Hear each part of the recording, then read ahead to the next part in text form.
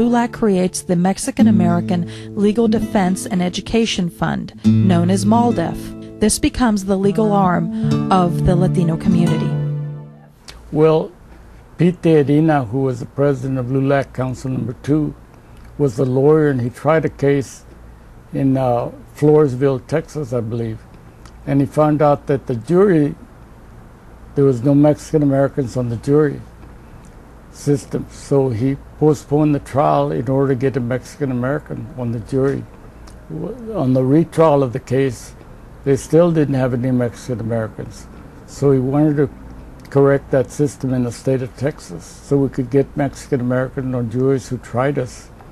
So he went to the Ford Foundation and the NAACP Legal Defense Fund after forming a group out of LULAC, Council Number 2.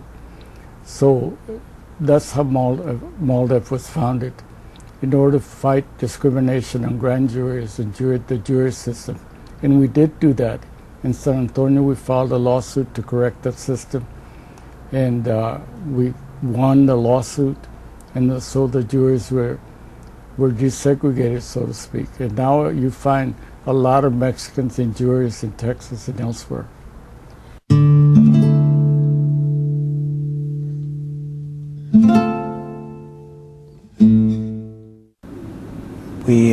We had, when I was employed by the Office of Federal Contract Compliance, we had housing discrimination. There was a company in New Braunfels, which is between Austin and San Antonio, had a gypsum mine. They owned a gypsum mine. In fact, still, when you travel in that road between San Antonio and Austin, you see the cliffs, the white cliffs on the side.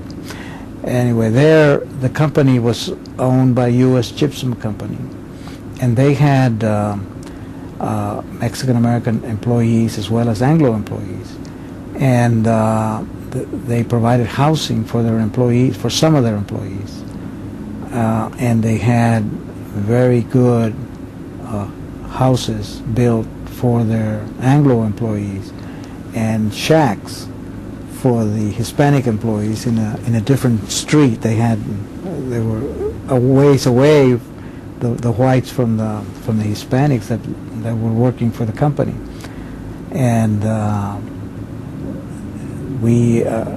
went down there and made an investigation, and actually by the time I got there, they had heard that we were coming, and they had cleared out all the Hispanics from the sheds and bulldozed them, and then they had made a proposal that they were going to sell the houses to the people that own that were renting those houses from the company.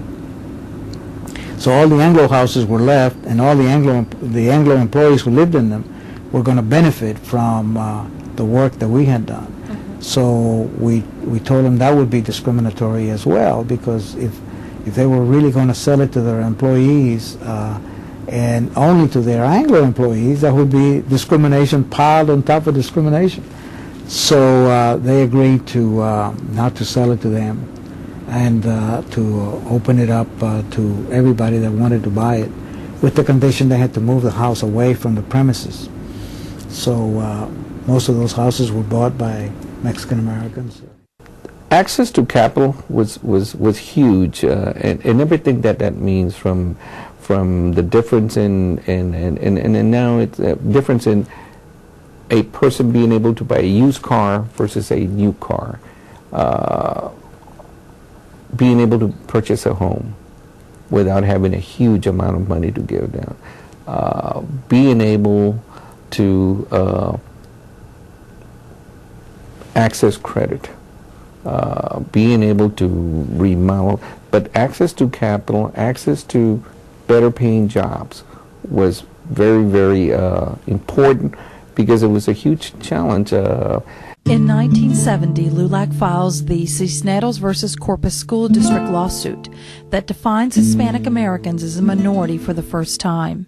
Well, Hispanics were not recognized as a group. I mean, we were just, some people, that were here. There were no identifiable government identifiable indexes that existed as far as Hispanics were concerned. The Census Bureau never had ever counted Hispanics, or if they did, it was very minimal. I mean, it was not just in terms of counting, but just they counted Hispanics, but they did not take down the specific conditions of life that they did on populations as a whole, blacks and whites.